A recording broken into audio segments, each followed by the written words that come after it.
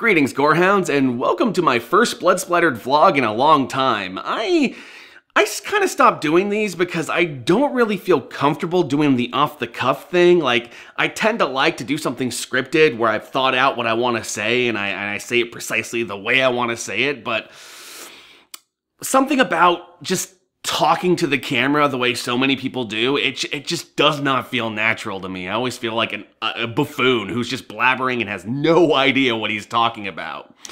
You know, it's a lot easier when I have, like, Count Jackula with me and we can just have a conversation about the movie, because it's kind of hard to just have a one-way conversation with yourself, and unless you're actually a psychopath, which I only play one on the internet.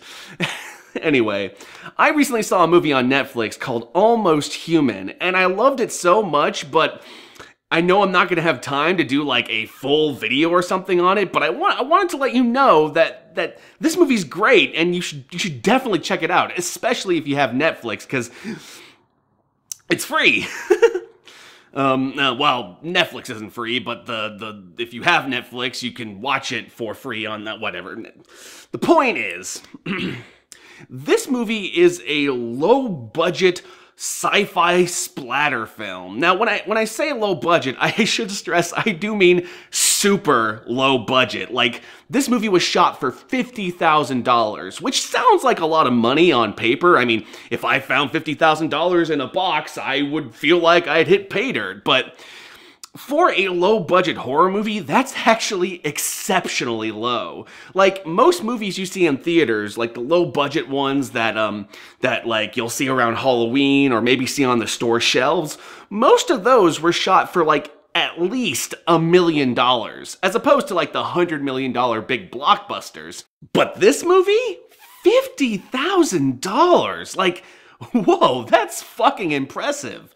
On top of that, like, this movie has some fantastic practical gore effects that are better than most of the movies I saw in theaters this last year. Like Ouija? Like, no, fucking blows that shit out of the water. Like, this movie looks fantastic. That's not to say it isn't rough around the edges. You can definitely tell that it is a low-budget movie. Like, there's some sound quality issues during some moments. It's probably more noticeable to me as someone who kind of looks for that kind of stuff, as opposed to, like, the layman might not notice it as much, but I definitely noticed it. And a lot of the acting is really rough, you know. It kind of has the feel of, like, a bunch of friends who just kind of got together and made a movie together, which is part of the reason why it's so fucking impressive, because I don't know how true that is, but the movie feels it while at the same time looking really fucking slick. Like, this movie was shot awesomely. It was made to look like an 80s throwback film. Like as if it was shot and made in the 80s, even though it's obviously using modern technology. Like, I'm pretty sure it was shot on the Red camera, which, if you've seen the Red camera, it does not look like an 80s film, so they did a lot of post-production to make that happen. But I guess I should first mention what this movie's about. It's basically about this guy whose best friend was abducted by aliens, and 2 years later, his friend comes back, seemingly from the dead, and he's quote-unquote almost human now. He's got some alien blood in him, and he's going around leaving bodies in his wake, and it's got like echoes of like Terminator, a little bit of Extra, and some Night of the Creeps as well. Like, it's got all your colors of the 80s rainbow. Now, the other thing that bugged me about this movie a little bit is that it's not only made to look like an 80s film, but it's also supposed to be set there. And besides a few really old TV antenna TV sets, I couldn't really tell the difference. Like, most of the hairstyles and the clothing, it seemed very reminiscent of what I would think someone today would wear. Like, I kind of felt like the main lead girl should have got, like, Sarah Connor Terminator 1 hair or something to really fucking drive the decade home.